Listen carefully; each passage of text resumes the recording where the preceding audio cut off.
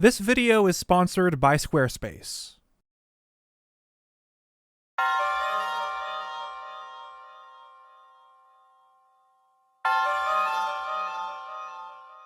It's crazy to think that it's almost been 2 years since Breath of the Wild 2's trailer, and that we have yet to get more information on the game. But with E3 happening next month, and the confirmation that Nintendo would be participating this year, along with the fact that they themselves said we should be getting more news on the game in 2021, there's a good chance that we'll finally see some more on the sequel during the event, and I can't wait to see what they have in store for us. I mean, it's pretty obvious that the hype for the game has died down a considerable amount, and most topics and theories regarding the sequel have been milked dry. Due to this, plus the fact that the second part of my massive Zonai series is now in development, a video that will most likely be over an hour, I kind of want to embrace this calm before the storm.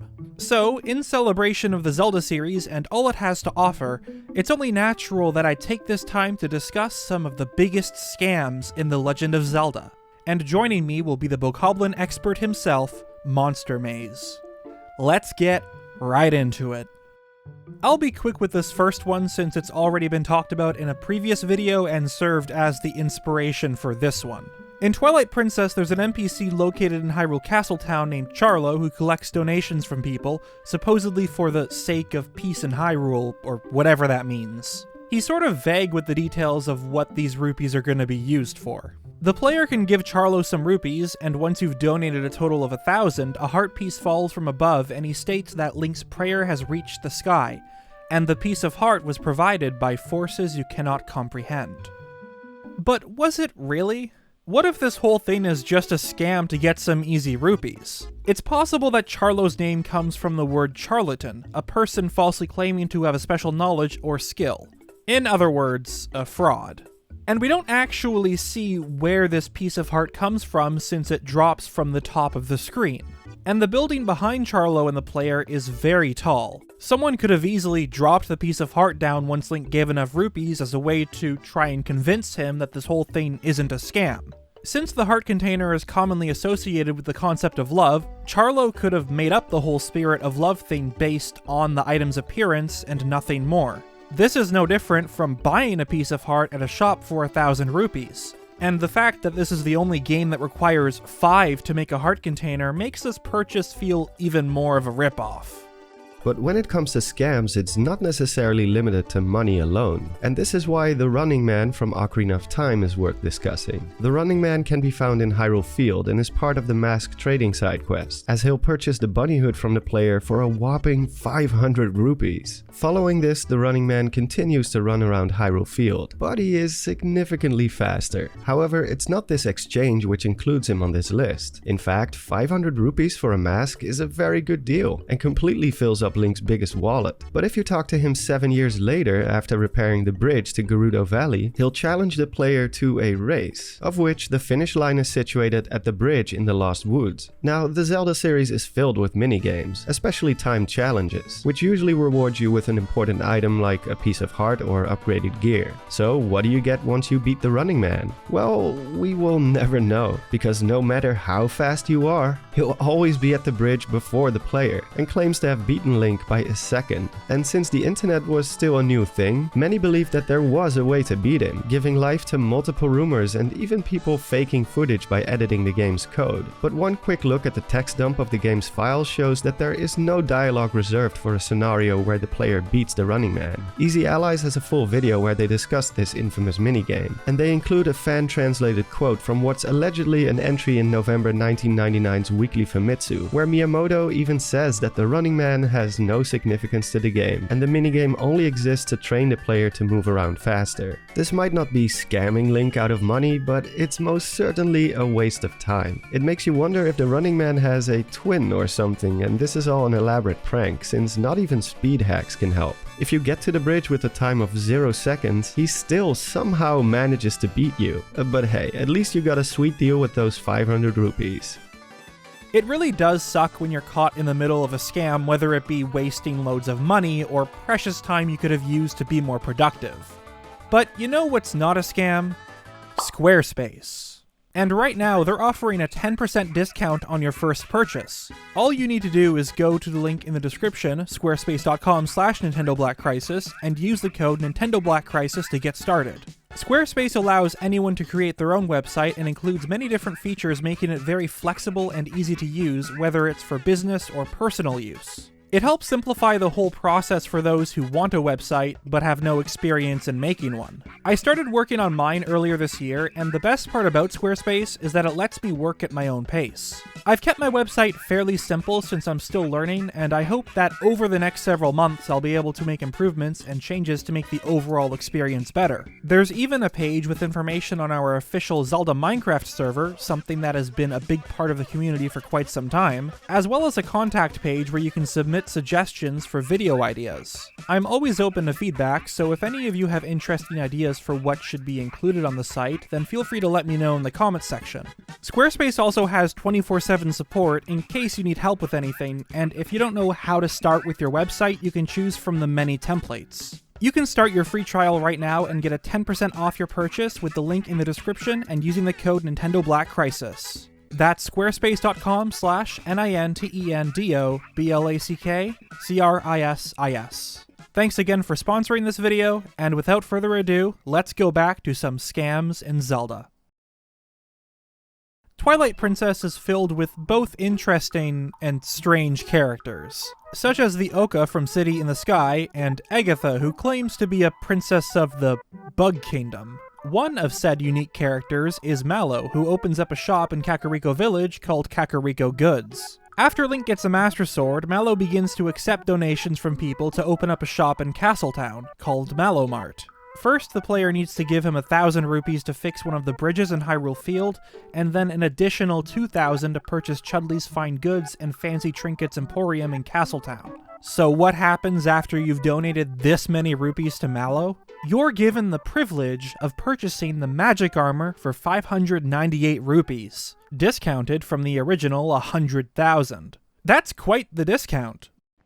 Actually, for some reason in Twilight Princess HG, the armor is even more expensive. It's 400,000 rupees. So, yeah, that's a lot of rupees to spend. But if the item was originally 100,000, it must be very good, right? The good news is that the magic armor prevents Link from taking damage, but to do this, it needs to be powered by rupees. And every second the gear is on the player, it drains 2 rupees, and if hit by an attack, 12 rupees are automatically used up. As you'd expect, this is by no means a practical way to play the game since rupees are hard to come by and the armor uses them up at an incredibly fast rate. You can't even use it without its abilities since the armor becomes heavy if Link has no rupees on him. But by far, the worst part about this is the fact that you needed to give away all of your rupees for an item that requires rupees to actually work. A lot of people already know about the scrapped magic meter system of Twilight Princess. Similar to Ocarina of Time, Link was going to have access to certain abilities and items that would no doubt consume magic. And this feature was scrapped very late into development since you can still see the magic meter on the back of Twilight Princess's box. And the existence of the magic armor is further proof of this. Originally, it would have most likely run on magic, given the name, but because this mechanic was removed later in development, it was switched to rupees. It's also why the green potion exists in the game, even though drinking it does nothing. Chances are it was a potion which would restore the player's magic, but serves no purpose in the final build of the game. I don't know what it is about Twilight Princess and being scammed by donations, but I'm starting to see a pattern here.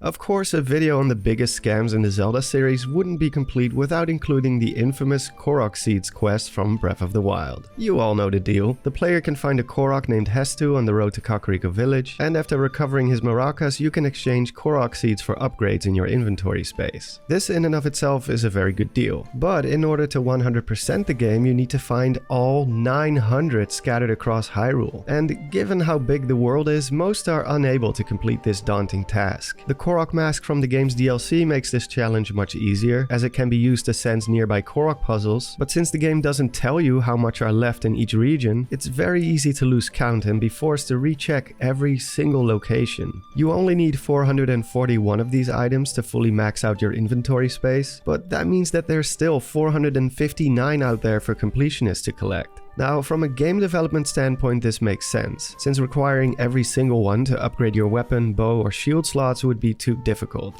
because Hyrule is so massive. But you'd at least expect something of value after recovering all 900, right? Well, after collecting all 900 of these seeds and talking to Hestu in Korok Forest, he rewards Link with a quote-unquote gift of friendship. The item is called Hestu's Gift, which according to the description smells pretty bad. Yes, your reward after all that trouble is a literal piece of poop. What's interesting is that Hestu's Gift is based on a Japanese good luck charm called Kin no Onko, or Golden Poop. Is it funny? Sort of, but I'd hate to be the first player to collect all of these seeds expecting something at least a bit useful, only to be given, well, this.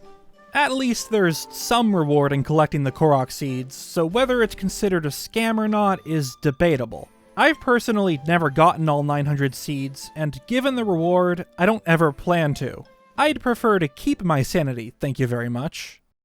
This next one's a classic. I completely forgot about it when making this video and originally ran with a different idea, but this list wouldn't be complete without the Giant's Knife from Ocarina of Time. In Goron City, Link can use bombs to gain access to Metagoron's shop. According to Metagoron, he's working on something really cool, but it's going to take a while to make. Once the player gets the Master Sword and travels 7 years into the future, he'll sell you a weapon named the Giant's Knife for 200 rupees. What this Goron doesn't tell you is that the durability of this weapon is extremely low. If you thought Breath of the Wild's fragile weapons were frustrating, just wait until you see how easily the Giant's Knife breaks. Oh, it's already broken. Yes, that's right. After only 8 hits, the blade breaks and becomes the broken Giant's Knife, which can still be used, but now it only deals a quarter of the damage when swung. Worst of all, while Metagoron acknowledges the fact that there is issues with the weapon's durability,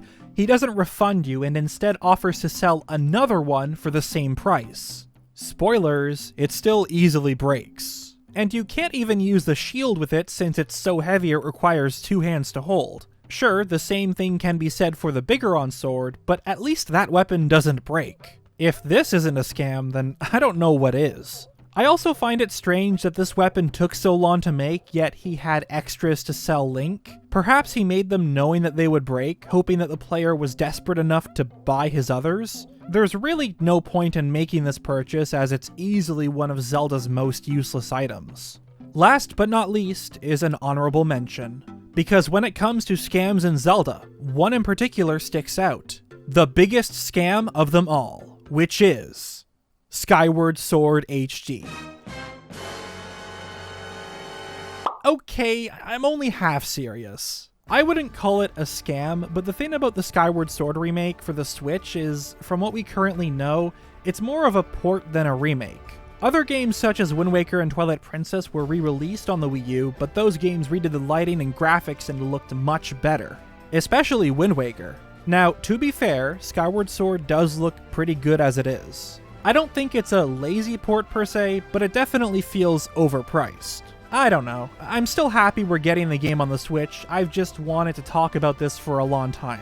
At the end of the day, if you don't want it, you don't need to get it. For most people, it's going to be worth it with its updated controls, and for those who don't have it for the Wii or Wii U. And hey, maybe there's more content we haven't yet seen.